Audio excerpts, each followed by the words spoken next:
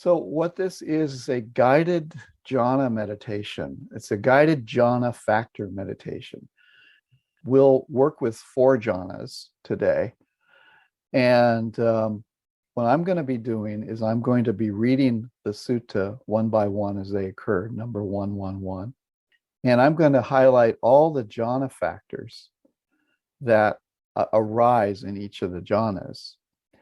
And what you're going to do is see if you can see those factors in those jhanas.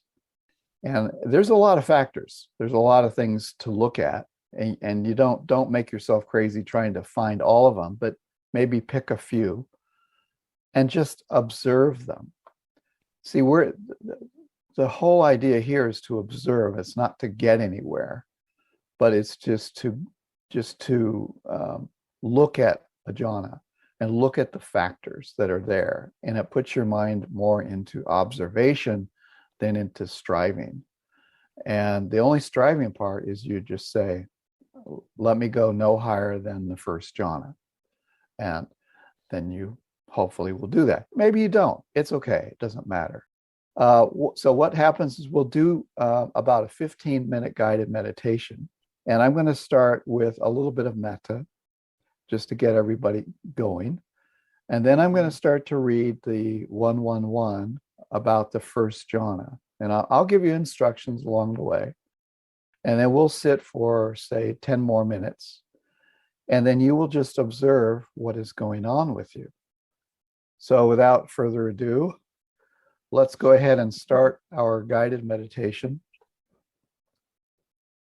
Everybody, please get comfortable.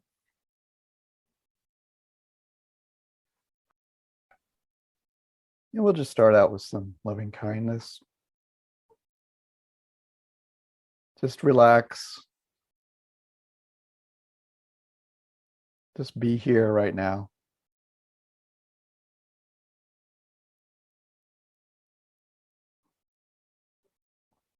Notice what's going on around you.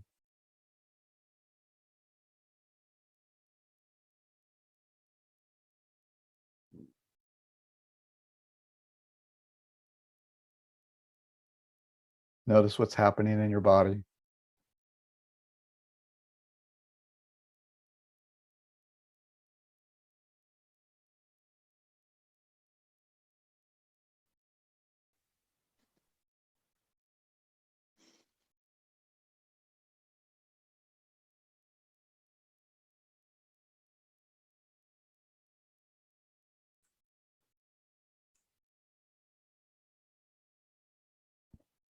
All right, put that smile on your face.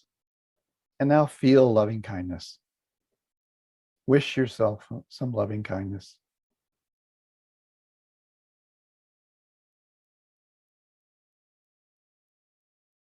And see it coming out of your heart, spreading all over your body.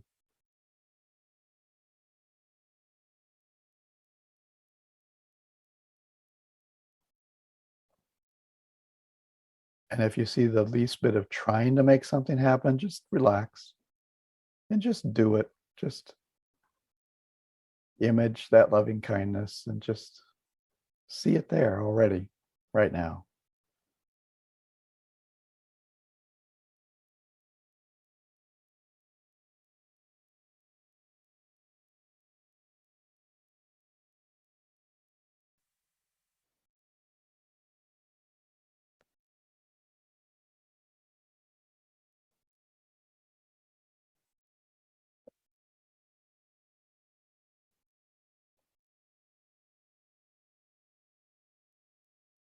Now you're just in a bubble of loving kindness. It surrounds you.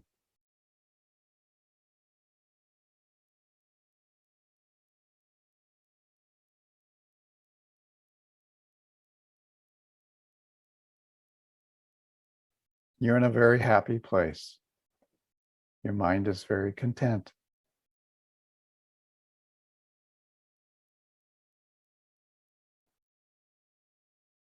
Your body is warm and glowing.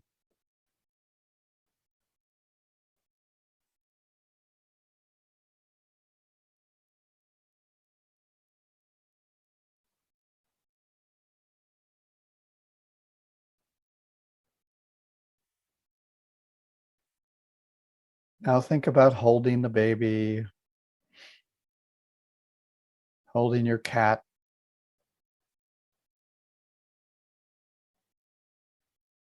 Just feel that kindness.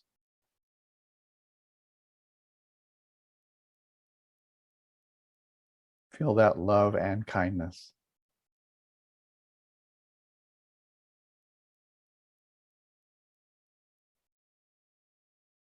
And just hold them close to your chest.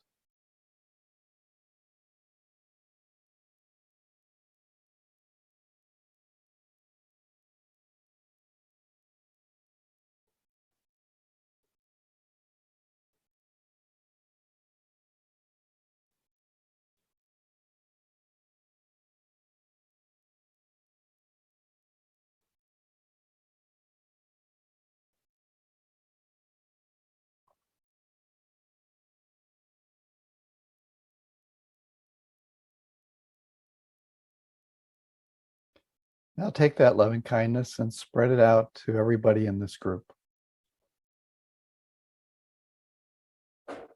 Just radiate that loving kindness to everybody on your screen.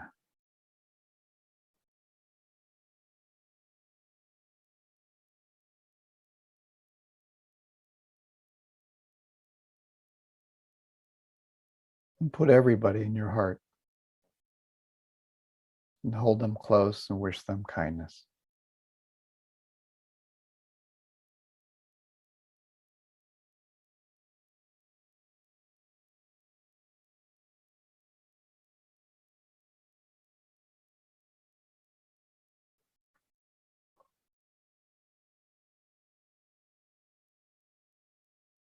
Now, during this process, I want you to just say to yourself, may I go no higher than the first jhana.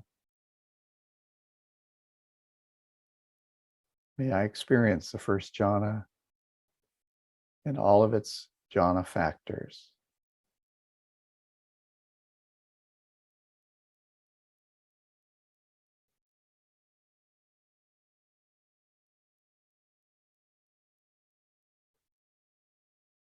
Now I want you to send loving kindness out into your room. May everything in my room be happy.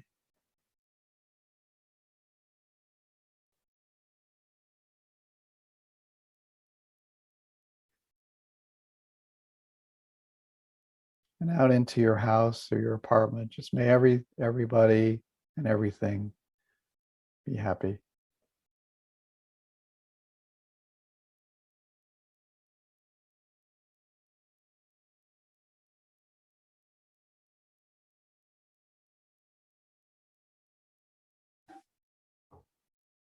If there's some vibration happening that usually doesn't happen in your normal life, just notice that.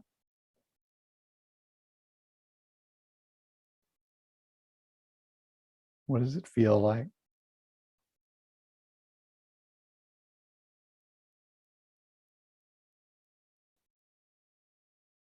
Now wish everyone in your neighborhood happiness, peacefulness.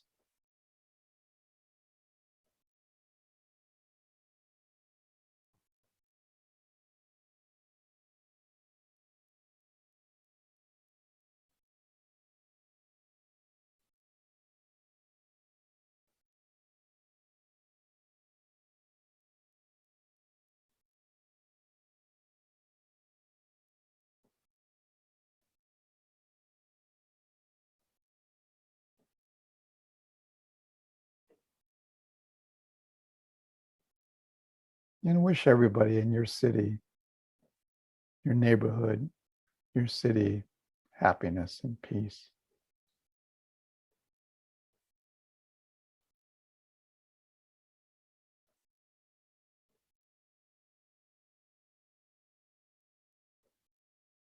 Now I'm going to start to read the sutta. And please pay attention.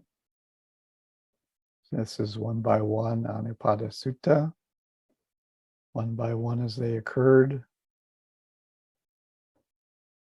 Thus have I heard. On one occasion, the Blessed One was living at Savatthi in Jeta's grove, Anathapindika's park. There he addressed the bhikkhus thus, "Bhikkhus, Venerable Sir," they replied. The Blessed One said this, "Bhikkhus, Sariputta is wise. Sariputta has great wisdom. Sariputta has wide wisdom. Sariputta has joyous wisdom. Sariputta has quick wisdom. Sariputta has keen wisdom. Sariputta has penetrative wisdom. During half a month, bhikkhus, Sariputta gained insight into states one by one as they occurred. Now, Sariputta's insight into states one by one as they occurred was this. Here, bhikkhus, quite secluded from sensual pleasures, secluded from unwholesome states, Sariputta entered upon and abided in the first jhana, which is where you are now, which is accompanied by applied and sustained thought with rapture and pleasure born of seclusion. Applied and sustained thought. So what are those? You apply your mind to the object, you bring it up, and you continue to stay with it. So notice how you're staying with your object.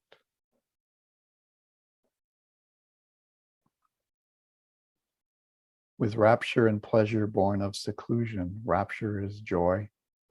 Doesn't have to be really strong. It can just be kind of a looking forward, a happiness, an excitement. May or may not be there. And then there's also pleasure, which is a contentment, a happiness born of contentment.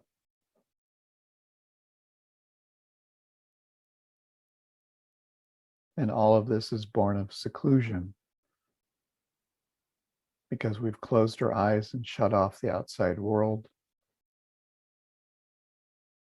And when the mind is quiet, it allows rapture and pleasure to arise.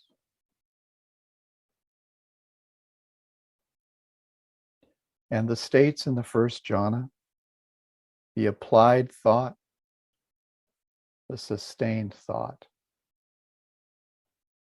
the joy, the pleasure, and the unification of mind.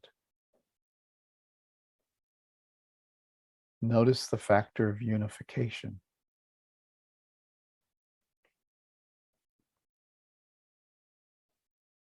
The mind is not jumping all over. It's kind of becomes solid.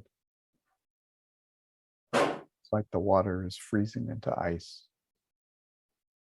But it's a pleasant solid. And also the contact, feeling, perception,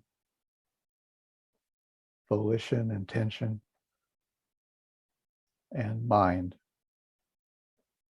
The joy, the decision, energy, mindfulness, equanimity, and attention. These states were defined by him one by one as they occurred. Now unto him those states arose, knowing they were present, knowing they disappeared. He understood thus. So indeed, these states, not having been, come into being, having been, they vanish. Regarding those states, he abided unattracted, unrepelled, independent, detached, free, dissociated, with a mind rid of barriers. He understood there is an escape beyond, and with the cultivation of that, he confirmed that there is. So going back to the first jhana,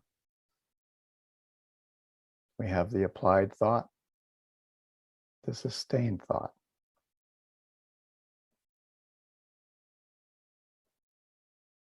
There's some joy. There's some happiness. Observe those. Unification of mind. Is your mind unified?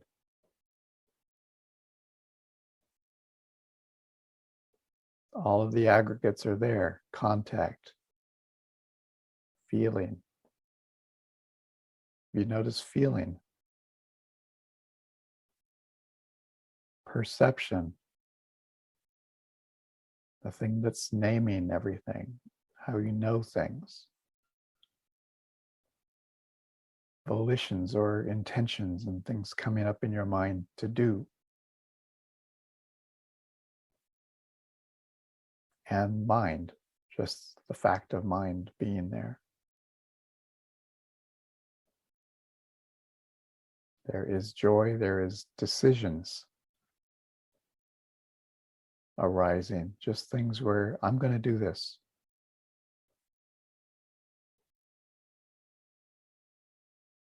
There's a factor of energy.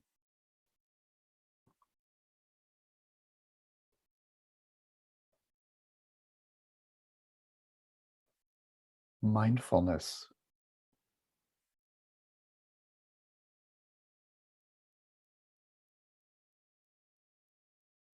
Remembering to stay mindful, remembering to see things.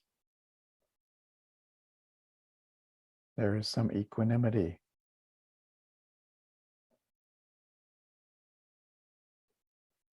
And lastly, attention. The mind attends to these states. So let's sit for a little while and just see what's there. Not going beyond the first jhana, but noticing the factors that are present and seeing if you can name them.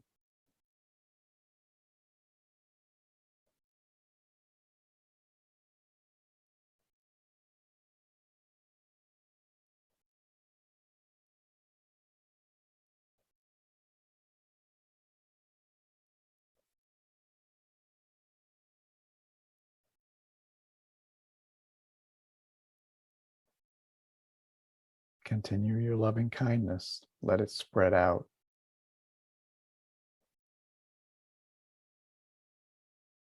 See it, notice it, observe it.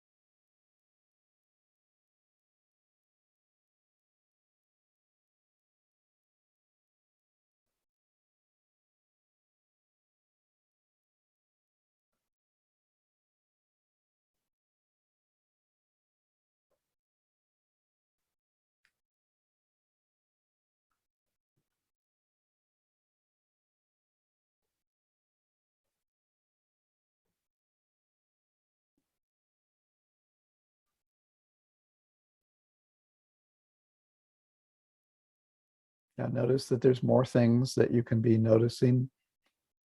There's just the feeling. Anything, the definition of feeling is anything that you feel. That was the Buddhist definition. Not this or that type of feeling. It's if you feel it, it's feeling. And notice all the feeling that's happening in your body, in the mind. Feeling of loving kindness.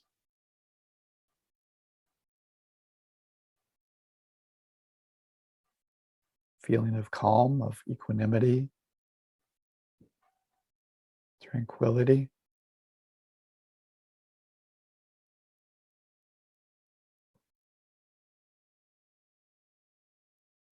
So the contact, the feeling, all of these things, the 5 aggregates, of course, are not separate from the 5 factors. The factors are part of the 5 aggregates. So you're feeling all of these factors. Your mind makes contact with them.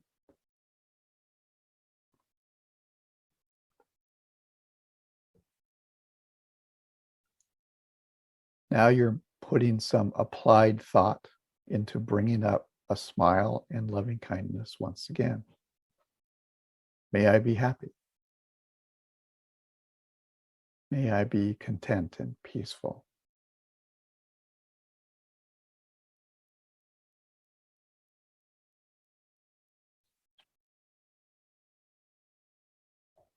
May this loving kindness go all over my body.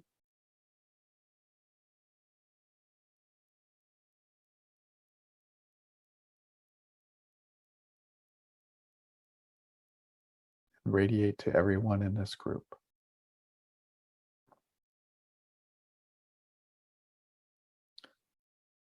Again, bhikkhus, with the stilling of applied and sustained thought. Meaning now you're just simply in the jhana. You don't need to keep it going by saying phrases or pushing anything at all. Sariputta entered and abided in the 2nd jhana, which has self-confidence and singleness of mind without applied and sustained thought, with rapture and pleasure born of collectedness. And the states in the 2nd jhana, the self-confidence, the joy, the pleasure, the unification of mind, and contact. Whenever your mind notices something new that comes up, that's contact. It's the coming together and consciousness arises. Contact isn't a thing, it's a process. You notice something, that's contact. And there's feeling there.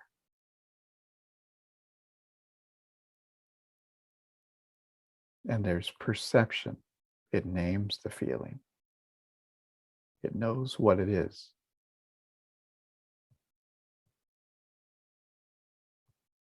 And there's volition or intentions or what to do with that feeling. There'd be a thought about that feeling.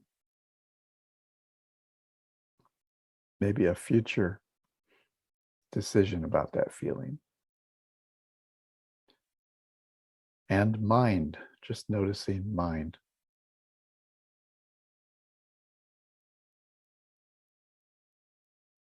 That big open space where everything is happening. There's also the joy, the decision, factors of decision. I'm going to do this, I'm not going to do that, just arises out of nowhere. Energy, mindfulness, equanimity, and attention.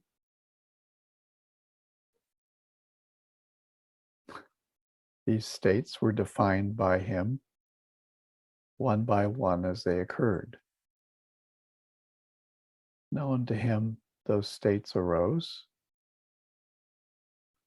Known they were present. Known they disappeared. He understood thus, and with the cultivation of that attainment, he confirmed that there is.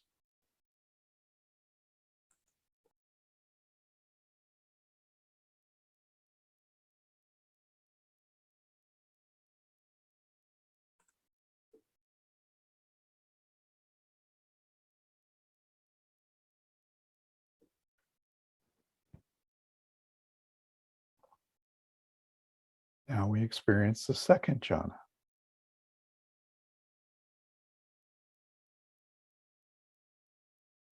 The mind calms down now, the noise goes away.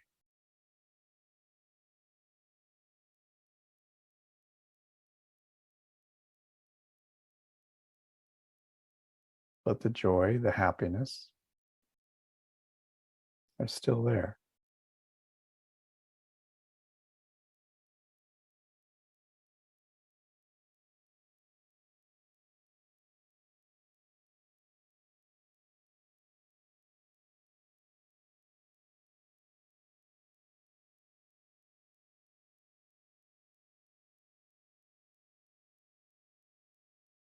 When your mind notices something new, then there's contact.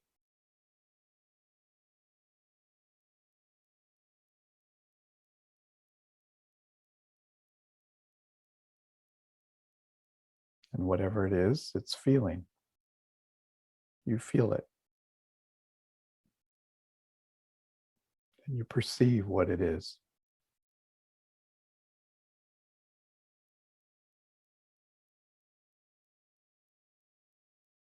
A little mental image will come up. It says, oh, that's warmth.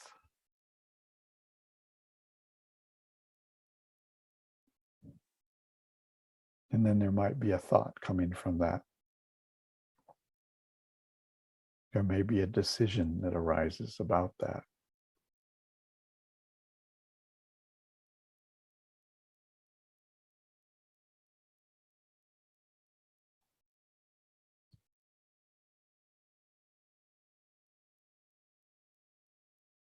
There can be energy in the mind. Or there can be sloth and torpor. There can be high energy or low energy.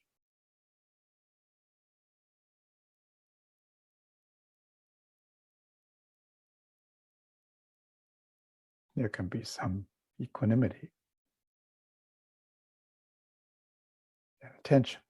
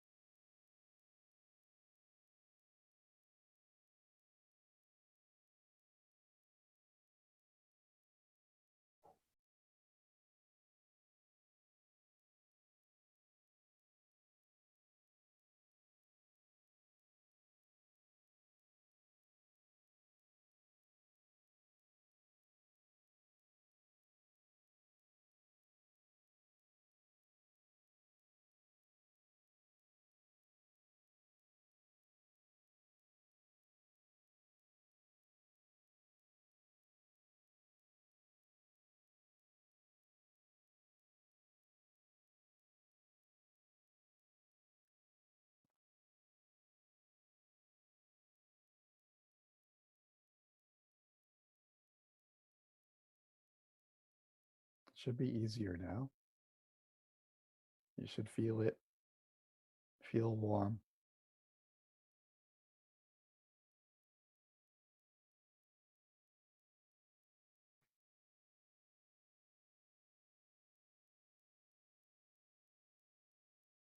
You should just be able to smile and just let it in.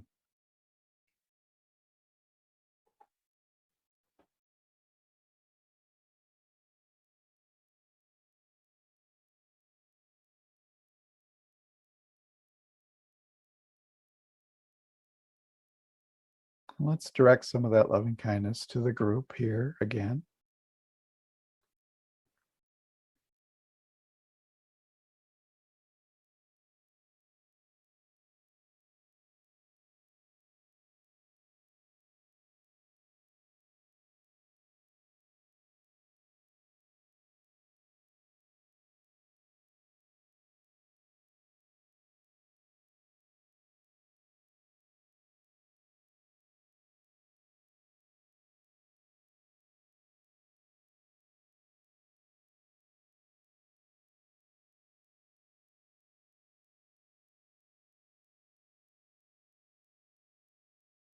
And now just see that radiating from your body.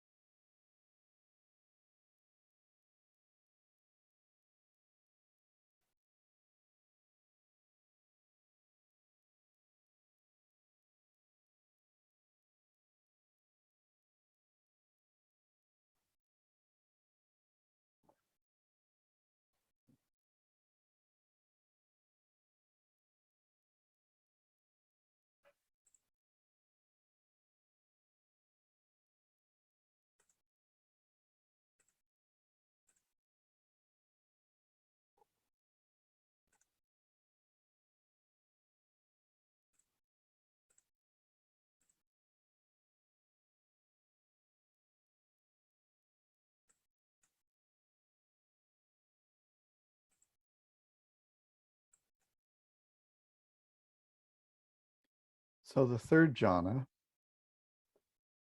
again, monks, with the fading away of joy,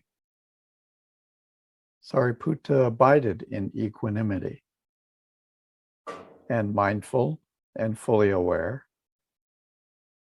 still feeling pleasure with the body, still feeling happiness with the body. He entered upon and abided in the third jhana, on account of which noble ones announce, he has a pleasant abiding who has equanimity and is mindful.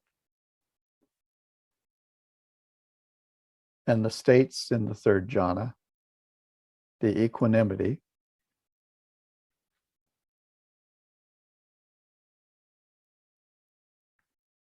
the happiness,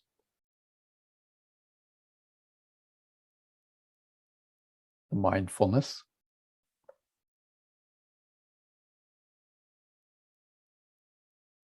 the full awareness,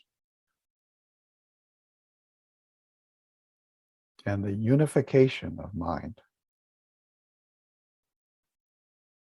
Now there's more equanimity, unification, a contentment,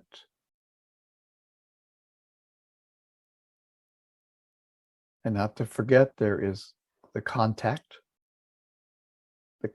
when the jhana arises, the feeling, all of the feelings that we feel in the jhana, the perception, we're naming all those feelings, formations and mind. Formations are thoughts and mind. And formations can be hindrances too.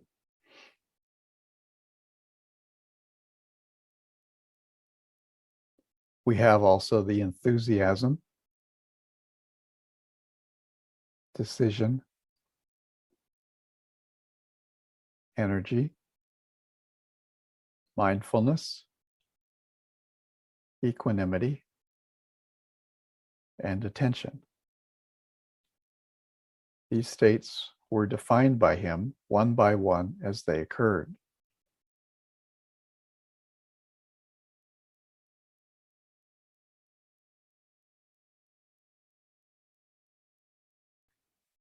Notice how you're aware of only one thing at a time.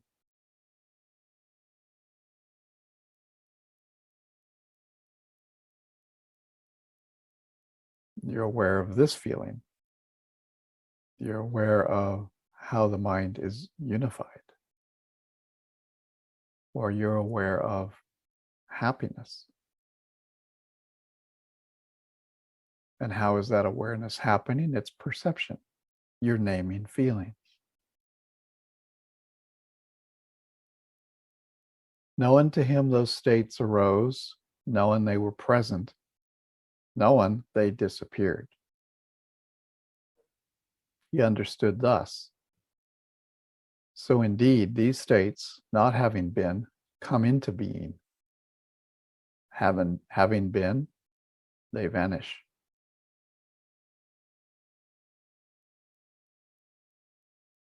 Regarding those states, he abided unattracted, unrepelled, independent,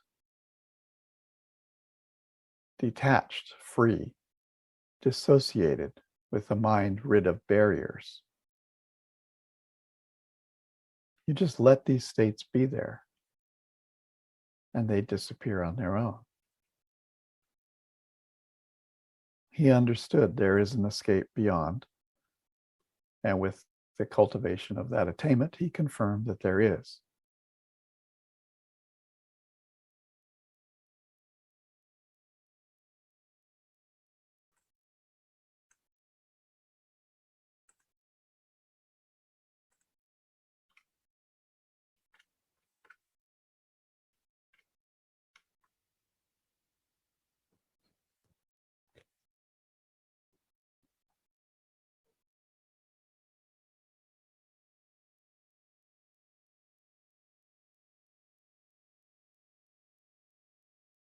So the states of the third jhana are equanimity, happiness, mindfulness, and full awareness, and unification of mind.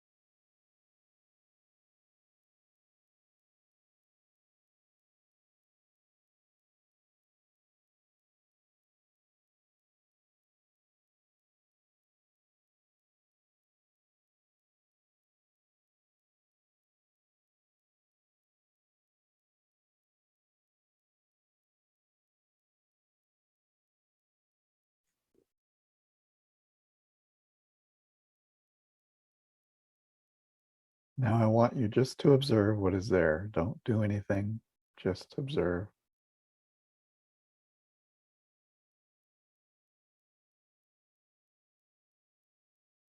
Just smile a little bit and observe.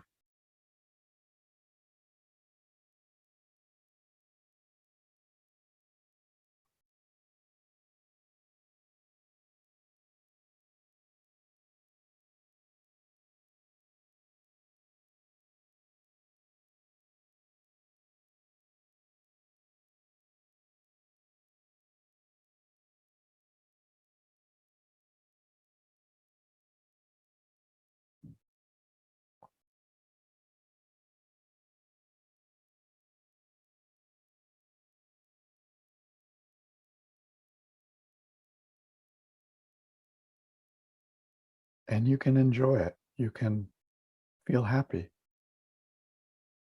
You can feel happy to observe. It's not work. It's just a little fun project.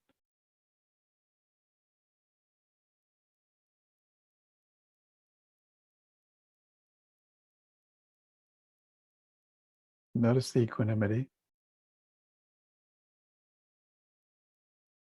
sense of pleasure or happiness.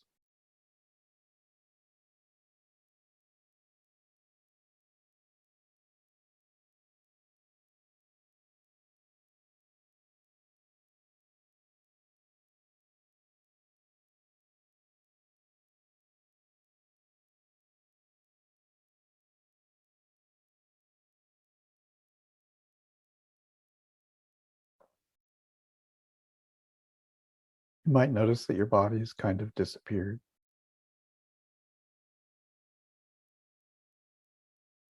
The feeling is more subtle, but there's still feeling, arising and passing away.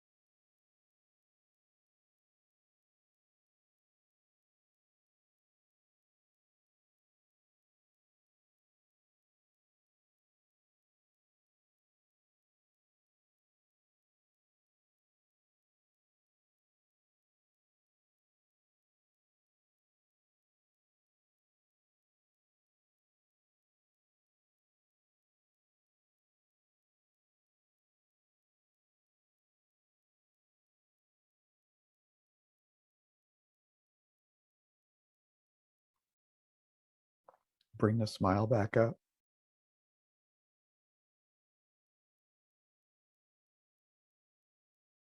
Just feel that smile.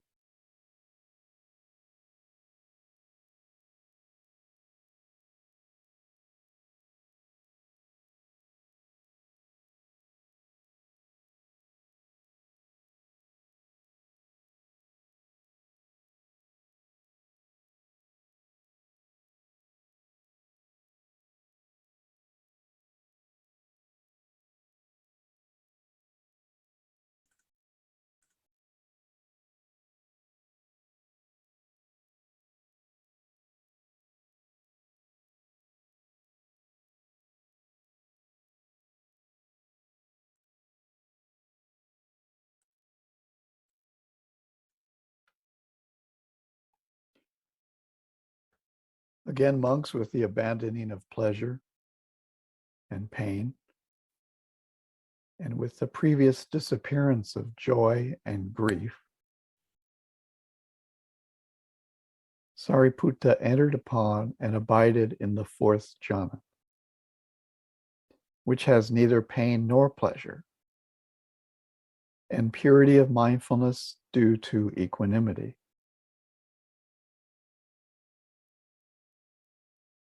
Now joy and happiness are abandoned. There is only balance.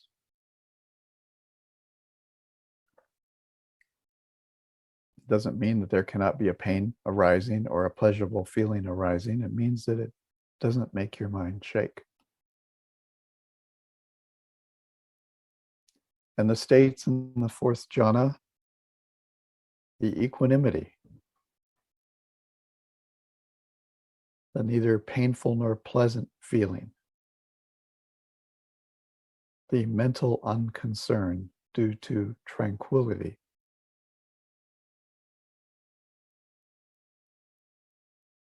You're tranquil, so nothing bothers you. The purity of mindfulness. You see everything that arises. And the unification of mind. Now your mind is not shaking.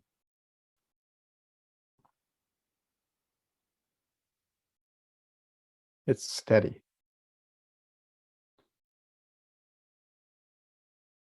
It's like it's solidified.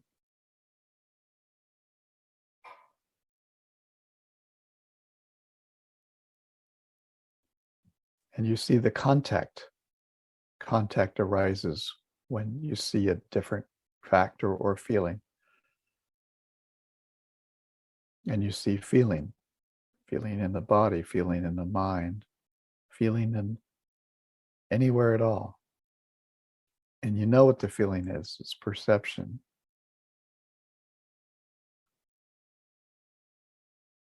And formations, thoughts.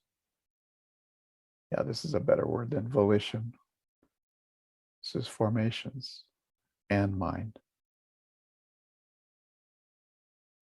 The 5 aggregates and the 4 foundations of mindfulness are still here.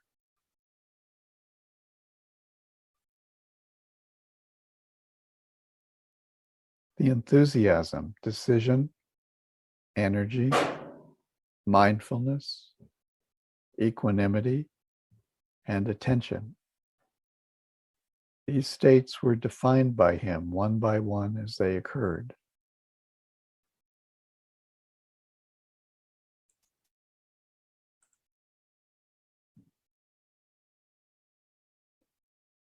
He still has his mindfulness. He still has his full awareness of what's happening as it arises.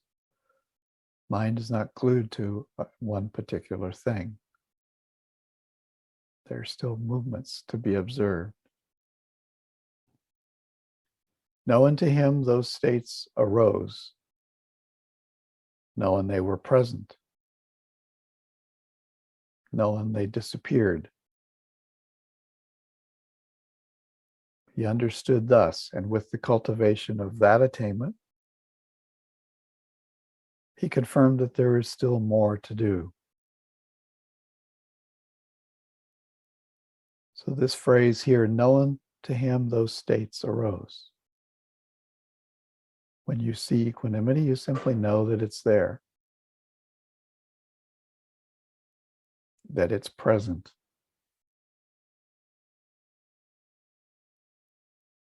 And when you know that you're looking at some other state, maybe it's happiness, joy, you know now the equanimity has disappeared. It's no longer there.